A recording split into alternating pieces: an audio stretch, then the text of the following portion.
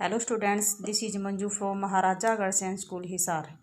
Today we will continue Science chapter 8th of class 8th.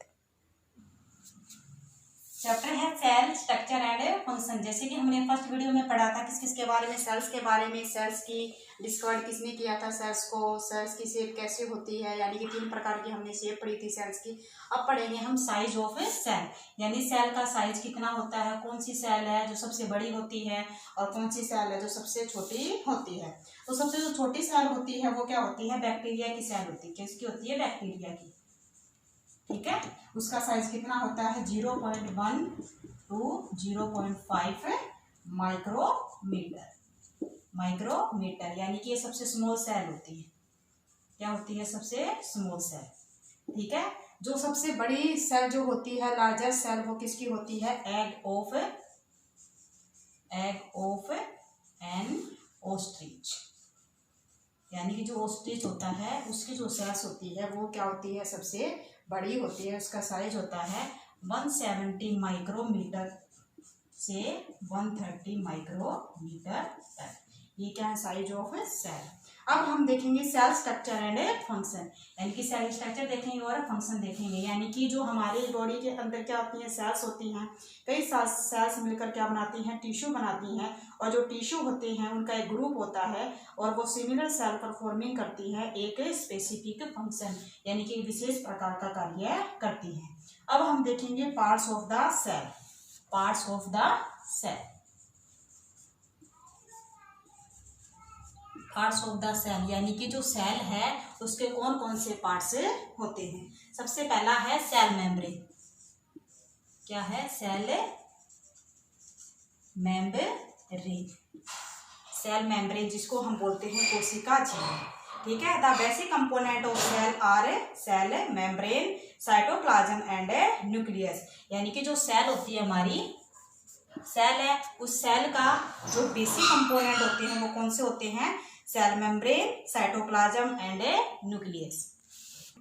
Cell component है cell membrane, cytoplasm and nucleus, यानी कि जो cell है उसके सेल के अंदर पाए जाने वाली ये क्या है, components. The cytoplasm and nucleus are enclosed with the cell membrane, यानी कि जो साइटोप्लाज्म है और ये न्यूक्लियस है ये सेल मेम्ब्रेन से क्या रहते हैं, अनक्लोज्ड रहते हैं। ठीक है, are called plasma membrane. ठीक है, the membrane separate cells from one another and also the cell form the surrounding medium. ठीक है, तो इनके अंदर एक मीडियम होता है। the plasma membrane is porous and allows, यानी पोरस क्या होती है, छेद वाली। क्या होती है, छेद वाली। and allow the movement of substance or materials both inward and outward. क्या होता है, inward and outward. The boundary of the onion cell is the cell membrane. जैसे कि मैंने आपको कल बताया था, ओनियन पील की जो हमने सेल बनाई थी, क्या बनाई थी, सेल बनाई थी, उसमें हमने क्या किया था। ठीक है, इसमें ये क्या है, न्यूक्लियस। ये क्या है, न्यूक्लियस, ये वाला भाग, ये क्या है, न्यूक्लियस। हमारा ये क्या है, साइटोप्लाज्म। क्या है, साइटोप्लाज्म। ठीक है, और ये हमारी क्या हो जाएगी, सेल मेम्ब्रेन। ठीक है, तो the boundary of onion cell is the cell membrane, यानी कि ये जो बाउंड्री है ओनियन पिल की ये क्या है, cell membrane. Covered by another thick covering called the cell wall. ठीक है, एक अलग प्रकार की विशेष झिल्ली से ये कवर रहती है, इसको हम बोलते हैं सेल वॉल। क्या बोलते हैं, सेल वॉल। हिंदी में बोलते हैं कोशिका भित्ति। The centre dense around body, the centre is called nucleus, यानी कि ये घना भाग क्या होता है, न्यूक्लियस। हिंदी में इसको बोलते हैं केंद्रक। क्या बोलते हैं, केंद्रक। ठीक है, the jelly like substance between the nucleus and cell membrane, यानी कि जो ये वाला भाग मैंने बताया था आपको, साइटोप्लाज्म किसके बीच का भाग है, न्यूक्लियस, और सेल मेम्ब्रेन के जो बीच का वाला भाग है उसको हम बोलते हैं साइटोप्लाज्म। ठीक है, तो जो सेल वॉल होती है वो क्या होती है, ओनली प्लांट सेल के अंदर होती है। किसके अंदर होती है, प्लांट सेल के अंदर होती है। एनिमल सेल के अंदर सेल वॉल नहीं होती। तो सेल वॉल के आधार पर, यानी कि सेल वॉल के आधार पर ही हमने सेल को टू भागों में डिवाइड किया है, plant cell and animal cell. अब जैसे हमारे पास जैसे और प्रकार के स्ट्रक्चर आपको बना के दिखाते हैं। जैसे ये वाली ये सेल होगी हमारी, ठीक है, इसमें ये क्या हो गया न्यूक्लियस, और ये वाला भाग क्या होगा साइटोप्लाज्म, और ये क्या हो गई सेल मेम्ब्रेन, ठीक है। ये होगी एनिमल सेल, क्या होगी एनिमल सेल, ठीक है। अब है हमारा सेल कंपोनेंट, यानी कि सेकंड कंपोनेंट है साइटोप्लाज्म। क्या है साइटोप्लाज्म। साइटोप्लाज्म क्या होता है, जैसे मैंने आपको बताया है ये क्या है जेली लाइक। जेली लाइक क्या होता है सबस्टांस होता है जो किसके बीच में प्रेजेंट होता है न्यूक्लियस और सेल मेम्ब्रेन के बीच में प्रेजेंट होता है। इसके अंदर अलग अलग प्रकार के क्या पाए जाते हैं ऑर्गेनेल्स, क्या पाए जाते हैं ऑर्गेनेल्स पाए जाते हैं, जिसको हिंदी में बोलते हैं कोशिकांग। क्या बोलते हैं कोशिकांग। जैसे कि माइटोकॉन्ड्रिया, क्या बोलते हैं माइटोकॉन्ड्रिया, ये क्या है एक ऑर्गेनेल्स का नाम है, ठीक है। गोल्जी बॉडीज, गोल्जी बॉडीज, ठीक है। और क्या है राइबोसोम्स, राइबोसोम्स। और भी होते हैं एंडोप्लाज्मिक रेटिकुलम, लेकिन जो ये हैं ऑर्गेनेल्स होते हैं वो किसके अंदर प्रेजेंट होते हैं साइटोप्लाज्म के अंदर, mitochondria, Golgi body, ribosomes, endoplasmic reticulum. फिर है थर्ड कंपोनेंट न्यूक्लियस। क्या है न्यूक्लियस, जिसको हम केंद्रक कहते हैं। ये एक डेंस पार्ट होता है, इसके अंदर जो न्यूक्लियस होता है वो separated from the cytoplasm by a membrane called the nuclear membrane, ठीक है।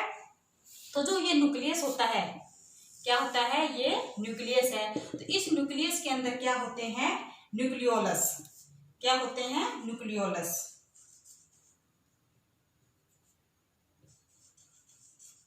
क्या होते हैं न्यूक्लियोस, जिसको हम क्या बोलते हैं केंद्रिका, ठीक है। इसके अंदर और क्या प्रेजेंट होते हैं क्रोमोसोम्स, क्रोमोसोम्स, ठीक है।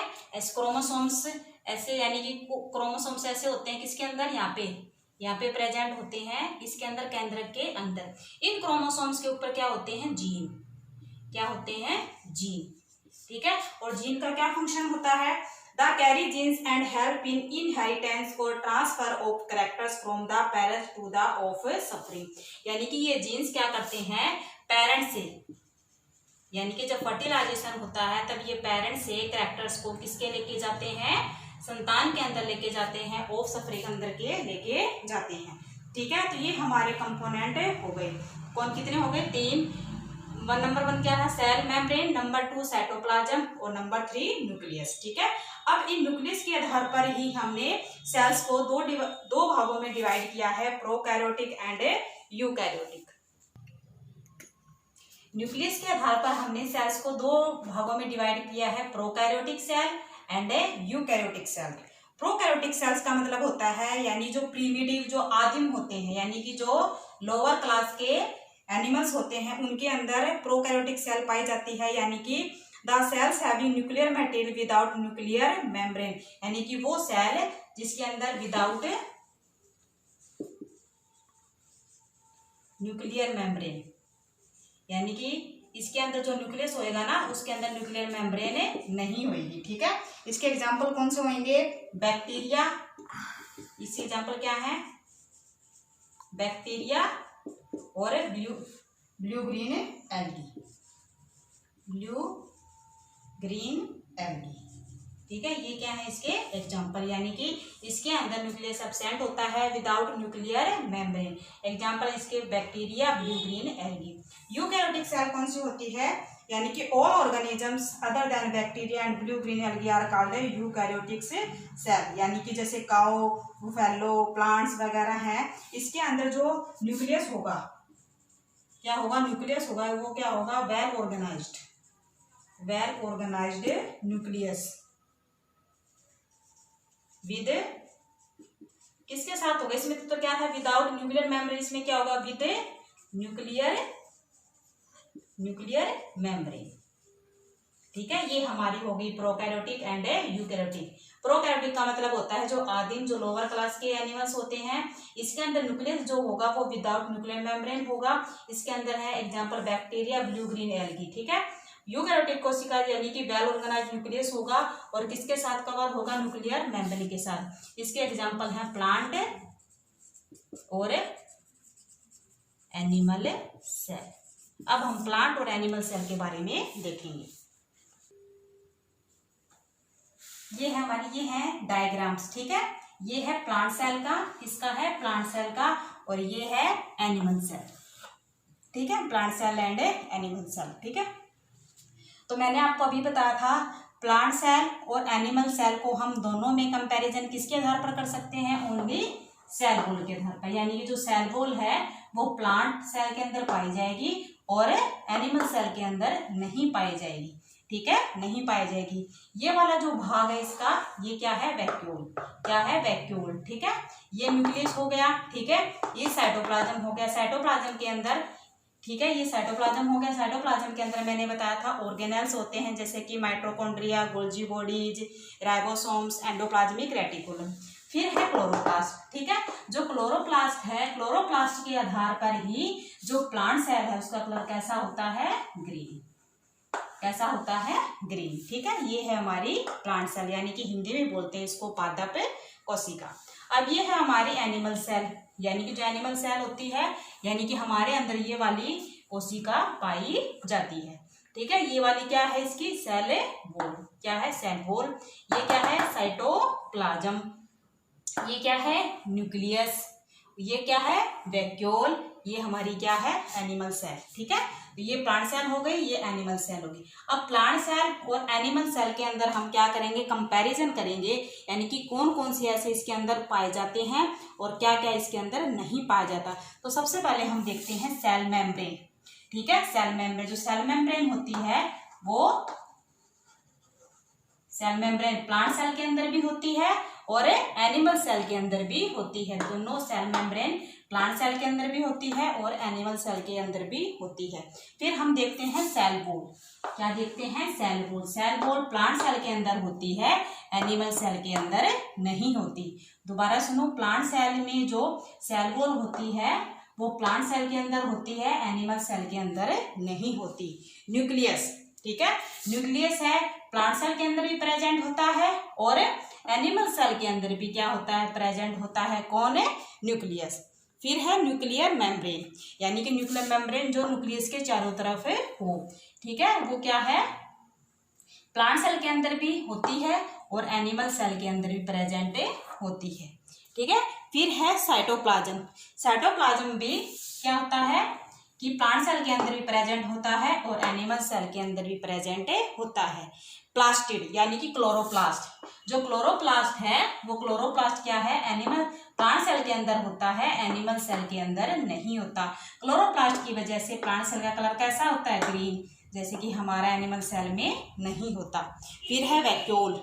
वैक्यूल को हम बोलते हैं रिक्तिका, ठीक है, जो प्लांट सेल के अंदर भी होती है और एनिमल सेल के अंदर भी होती है। तो ये है diagram plant cell and animal cell. ये आपका चैप्टर हो गया कंप्लीट, ठीक है। इसको आपको अच्छे से राइट करना है और लर्न करना है। Thank you.